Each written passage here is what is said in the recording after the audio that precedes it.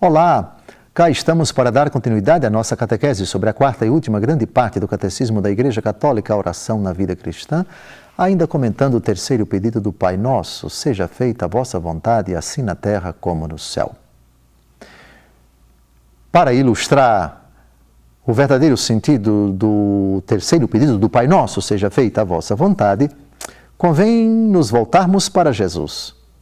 Porque Jesus, num determinado momento, vai aparentemente contrapor a sua vontade e a vontade do Pai, quando eu disse aparente, porque não existe contraposição entre a vontade de Jesus, que é Deus, e a vontade do Pai, que é Deus. Porque a vontade do Filho sempre está em consonância com a vontade do Pai. Vamos ao texto João capítulo 5, versículo 30. De mim mesmo não posso fazer coisa alguma. Julgo como ouço. E o meu julgamento é justo, porque não busco a minha vontade, mas a vontade daquele que me enviou. Não busco a minha vontade.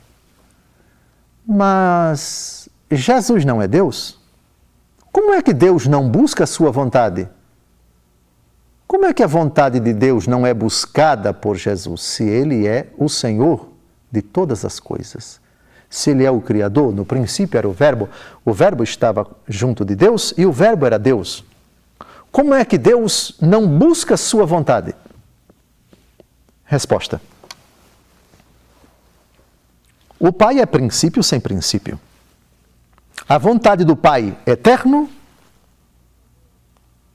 não precede o Filho na eternidade, porque não existe precedência. O Pai é princípio sem princípio e o Filho é princípio eterno principiado, porque o Filho é gerado eternamente pelo Pai.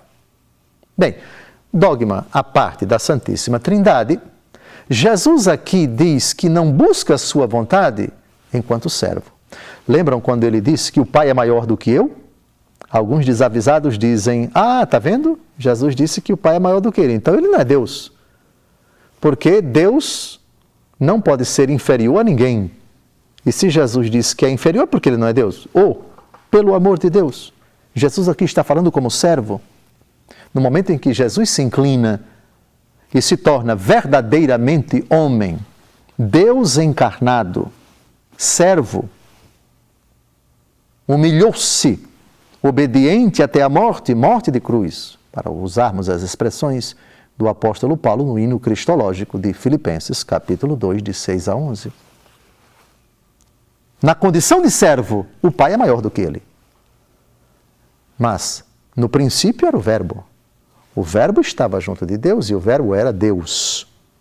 Antes, se é que se pode falar de antes em Deus, antes da encarnação, o Verbo não era inferior a ninguém. Em Deus não há inferioridade do Filho com relação ao Pai, nem há inferioridade do Espírito em relação ao Pai, nem há inferioridade do Espírito em relação ao Filho, nem do Filho em relação ao Espírito. Não há inferioridade em Deus. Mas, no momento em que o Filho se encarna, assume a condição de servo. E se assume a condição de servo, ele pode verdadeiramente dizer, o Pai é maior do que eu, enquanto servo. Mas sentado à direita do Pai, tal inferioridade não existe mais. Isso se aplicava ao período, à época em que Jesus se encarnou. Então, vejam aqui essa questão fundamental, o Pai é maior do que eu. Nesse sentido, Jesus não busca absolutamente a sua vontade, não busco minha vontade, mas a vontade daquele que me enviou. E, aliás, é pedagógico isso que Jesus diz. Como quer dizer, quando eu ensinei vocês a rezar o Pai Nosso, seja feita a vontade dele, portanto, jamais a sua. Nunca caiam na tolice de dizer, é a minha vontade que tem que prevalecer. Ou seja, na oração o que eu quero é isso, se eu tenho que me dar. Nada disso. Porque eu sendo Jesus, é Jesus quem diz aqui, não busquei a minha, mas a dele, quanto mais vocês.